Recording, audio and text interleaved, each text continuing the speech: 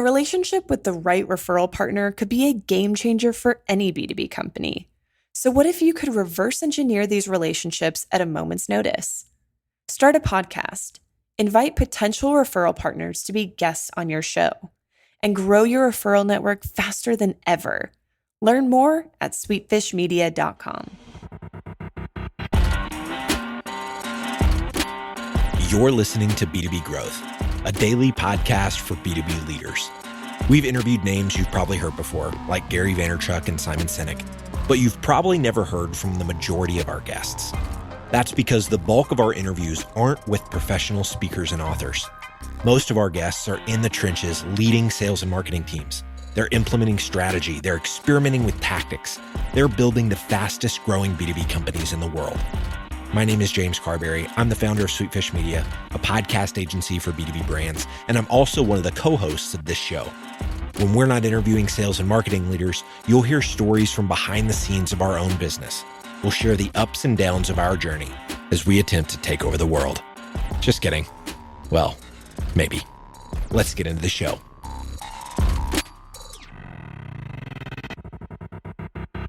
Welcome back to the B2B Growth Show. My name is Ethan Beute. I'm one of the co-hosts, and I lead the Customer Experience series here on B2B Growth. I work to bring you great conversations with smart people who are creating holistic experiences across marketing, sales, customer success, and beyond on behalf of their customers. It's my contention that the customer experience is the single most important thing that we produce and deliver every single day as individuals, as teams, and as companies. But once a month, I'm going to go deep on a topic that I think will be helpful for you as a solo episode. So I'm the VP of Marketing at BombBomb, and I've been here 8 years full-time, and I've been engaged with the team 2 years prior to that. And our whole goal is to get you face-to-face with more people more often. We believe that you are your own best sales asset, whether you're directly in sales or not. All of us need to advance ideas and opportunities. We need to influence and persuade and move other people. So we're all in sales, essentially, per Daniel Pink's To Sell is Human. And we know that simple personal videos are a great way to do that. Simple personal videos with your webcam or your smartphone in place of some of the typed out text that you rely on every day. So in your social messages, in your text messages, and of course, in your email. Every single day, you're entrusting some of your most important and therefore most valuable messages to a form of communication that is short on personality, short on clarity, and doesn't work nearly as well as you do. When you can get face-to-face with people through a simple personal video, you're going to communicate more clearly, you're going to connect with them more effectively, and ultimately you're going to convert at a higher rate. Whether that's a micro conversion like an email reply or a returned phone call or a click through to schedule on your calendar, or whether it's a macro conversion like a signed 5, 6, 7, 8-figure contract. So we know that this is true, and we've been working on this with and through our customers for years. Again, I've been involved for about a decade. When I started, we had 100 customers or so. Now we have well over 40,000, primarily in the US and Canada, but also in the UK, Australia, and dozens of other countries around the world. And so as I hit one of my work anniversaries here, I got really excited about what we have created with and through and for our customers in terms of a community that is rehumanizing the way that they're communicating every day and ultimately rehumanizing their businesses and creating better customer experiences as a consequence. So I set off with my co-author, Steve Passanelli, to write the book on it, and it's now available. It's called Rehumanize Your Business: How Personal Videos Accelerate Sales and Improve Customer Experience. So here on this episode, I'm going to share a couple questions around why a book for customer experience, and why a book about video. There's a little bit of irony there. And I'm going to share a few really important tips that I learned about the writing and publishing process along the way. The book is published by Wiley, and so I'll talk a little bit about what that relationship is like, how we arrived there, and a couple things that they taught me about the experience as well. And so the first question is, why a book for customer experience, right? And that was a question that my editor, Richard Naramore at Wiley, pressed on me when we got into initial conversation about the potential of bringing this book to market through Wiley. It's like, why a book? Why a book on this topic? Why a book on this topic now? And really, I was thinking about it from a why a book for a customer experience perspective. And, the reason is this is the best of the best. It's the organized, structured approach to the outcome of hundreds of blog posts, dozens of webinars and stage presentations, thousands of videos, hundreds of customer success stories and customer examples, all these things that we've been working with and developing and learning and growing and sharing and publishing in order to attract people to us, to build up the community, to equip people to be successful with this newer style of communication. And it's a new and old thing, right? It's a return to the way that we used to work and sell and onboard and train and connect, which is eye to eye, face to face, but it's using today's technology and the convenience of today's digital channels like email and texting and social.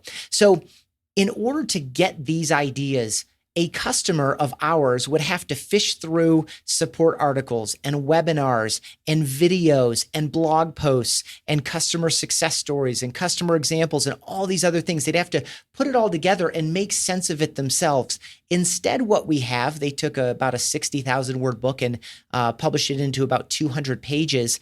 Now you have in one convenient package that you can download to your Kindle. I'm pretty sure that's available. The book recently released. The Audible book should be available soon. So you have in this one, but let's talk about the physical book. I still read physical books, either that I purchase or that I get from the library. In one convenient handheld package, you have a very thoughtful approach to the what, who, when, how, why, and advanced strategies of a movement we call relationships through video. We put it at odds with marketing through video, which involves lights and scripts and editing and production in this quote unquote, I'm air quoting here, professional style of video. We're communicating in the book and daily in all the materials that I just described. This movement toward simple personal videos with your webcam or smartphone in order to get face-to-face, going to the record button a little bit more often and to the keyboard a little bit less. And so that's what we break down in. And so you have this thoughtful approach, right? We did a lot of work on the table of contents and structure of the book in particular with our editor in order to make sure it was packed with reader value, that the flow makes a lot of sense, that people get everything they need. If you've never recorded a video for the purpose of saying hello or thank you or happy birthday or thanks for your time on the phone today or thanks for the signed contract or here's the answer to your question, these simple things that you can do by talking instead of typing from time to time, that if you've never done that before, you can pick this up and in 200 pages, have a very clear picture, develop some strategies for yourself, and have some really specific ideas about how this might benefit you and your team. And so it's from a customer experience standpoint, this is just a very convenient and thoughtful way to package hours and hours and hours of material spread across a variety of channels. So we bring it all into one place. Now, why a book about video? There is no irony lost on me that one of our primary theses is that the same black text on the same white screen doesn't build rapport, doesn't differentiate you, and doesn't communicate nearly as well as if you just looked someone in the eye and spoke to him or her.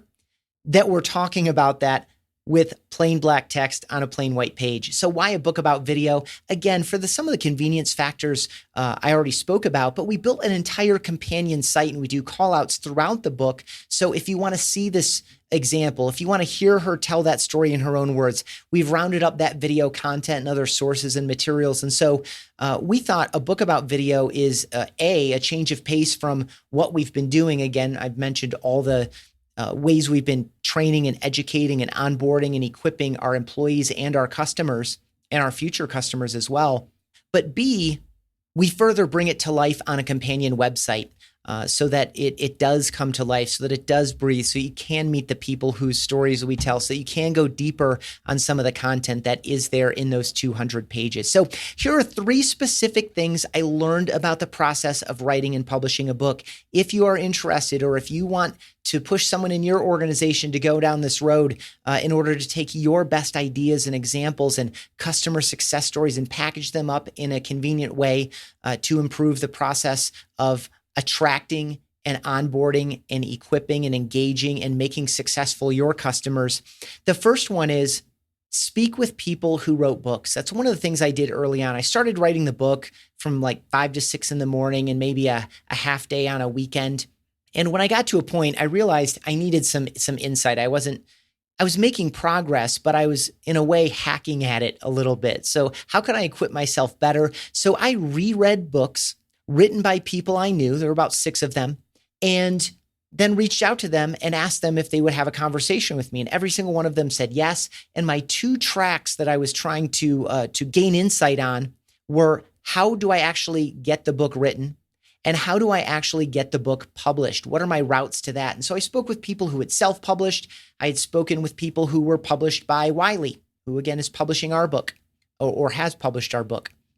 I spoke with people who locked themselves in a room for a couple weeks and just knocked out an entire book in a couple weeks.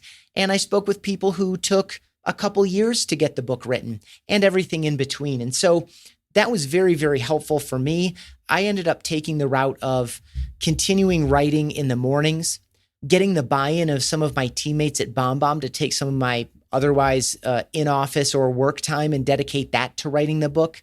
And then also creating some space. I left town and wrote from my parents' home where I had just a little bit more distance from the day-to-day needs and wants of my team members. So creating a little bit of a getaway there to knock out even more of the writing. And then the 2 tracks to publishing, of course, that is how I got my introduction to my editor, Richard Nairmore at Wiley, was through Dan Steinman, who wrote Customer Success on behalf of his team at Gainsight. He was kind enough to make that introduction after we spent some time together, and he understood how buttoned up the table of contents was, how buttoned up the concept was, and something else I learned along the way here before I move on to the second tip. Beyond speaking with people who've written books, I also got some direction on how to create a great proposal. Whether you are going to self-publish or whether you're going to go to a publisher, you should write a proposal for your book. That's something else I learned from these people. And I also got some direction on how to do that well. And another option I looked very, very favorably at, they're really great people, Greenleaf, which is a hybrid, high-end, a la carte self-publishing model. Really great folks there. It was really helpful that I had a proposal for them too. I remember listening to Daniel Pink on the Tim Ferriss podcast, and he says even though he already has a book deal, he's written like 5 New York Times bestsellers, and he said that even though he has the publishing deal already, he always writes a proposal for his book because it just organizes the thoughts on why does this exist, what's in it, what's the reader value, and all of these other elements that the proposal is going to communicate. It was also very helpful for me internally to get buy-in. Like, is the company going to get behind this book, or is this something I'm going to do on my own just out of personal conviction and figure out how to bring it to market? Which brings me to the second tip. And these are things I learned from Wiley. These are 2 pieces of pushback I got on the proposal. So Dan Steinman was kind enough to make the mutual introduction. I put forth the proposal. The editor looked at it, and he replied with a couple key pieces of feedback. 1, I need to see that this is going to be the tip of the spear for your lead generation for the next 18 to 24 months. Code language. You need to commit to purchase copies of your book, right? One way there are a couple routes to do this, but essentially you need to help mitigate their risk and show them that you are behind the book. A company like ours, so I've never written a book before, even though I produced mountains of content, nor had my co-author, Steve, and I'll get to him in a minute. And BombBomb, as many customers as we have, we're relative to the market at large, we're not a known brand. We're not a known company. In fact, the movement is not a super well-known or highly practiced movement either. That's one of the reasons we wanted to publish the book. And so being first-time authors without we're not Amazon, we're not Google, we're not Microsoft, we're not Apple, without a brand name like that, and with being first-time authors, we needed to commit to purchase copies of our book. And you think about that and you say, well, gosh, isn't that cheating or something? And the answer is no. And here's why. When you buy your books at volume, it's a $25 cover price. And when you buy your books at volume, they're going to cost you about $12 or $13. Think about, especially if you're a marketer, how many times you may have wasted or misspent $12 or $13. Then think about, what if you took $12 or $13 and put into the hands of a future customer, a current customer, an employee, a new employee who you're onboarding? You put in their hands in 200 pages all of the best ideas, examples, theories, philosophies, practices, recommendations around your product or service or approach to business. Now, again, this is not a book about BombBomb. We just wrote it because we've seen how personal videos can help the sales process and improve customer experience. And we've worked with tens of thousands of people who are doing it. I did write it first person. So it is, you're going to hear my voice. And you are going to hear a little bit about BombBomb in there, but it's not a book about BombBomb per se. So you need to buy copies of your book. Another way I've seen it done is that, for a speaker, for example, someone who speaks very often, they may forego their speaking fee and instead have the person who would pay them the speaking fee buy books in bulk, and you make that commitment. And so again, the whole goal here is to mitigate the risk of the publisher. I'm going to go out on a limb. I don't know a lot about the business. I know a lot more than I did a year and a half ago, but it's a pretty tough business these days. And so you need to purchase copies of your own book or find another arrangement there. And so his first pushback was, I need to see this is going to be the tip of the spear for lead generation. The other pushback was, who is your co-author? Is it your CEO, Connor McCluskey, or is it your other co-founder, Darren Dawson? He needed another high profile person. I travel and speak from time to time, but only a few times a year. And so, who is going to be the face to carry this book forward to the market in addition to you? And so I immediately went to Steve Passanelli, who's our chief marketing officer. I've known him for years. We work together every single day. And that was an amazing experience. The book would have been much more boring and much more academic without his participation. Even though he's the chief marketing officer, he's a salesperson through and through. So he brought a really smart sales sensibility to the book. He was also the reader advocate. He was constantly combing back through the words that I had written to challenge. Is there enough takeaway here? Is this a better story? Do we need an example here? Check out this story I just read. This is going to give you or give the reader better context or more help here. So it's really great to have that kind of teamwork. And so, especially again, if you're in our shoes as a B2B company and you're thinking about going down this road, definitely plan to have someone. So Steve, he's delivered more than 1,000 stage presentations. He is out and about all the time. It just made perfect sense that he would represent the book, add value to the book, and carry the message forward. In addition to my own efforts, he's a 10x at least on that. So a co-author, and then finally here, speak with someone who's written books. Listen to your publisher and know that you're probably going to have to purchase copies of your book or pay to self-publish. You're going to have to front some cash one way or another. Consider a co-author. And then finally, it's going to be perfectly imperfect. You can finesse the heck out of anything that you create. You can finesse the heck out of a video. I know people who've spent 30 minutes recording a 30-second video because they were so concerned about nailing it or getting it perfect.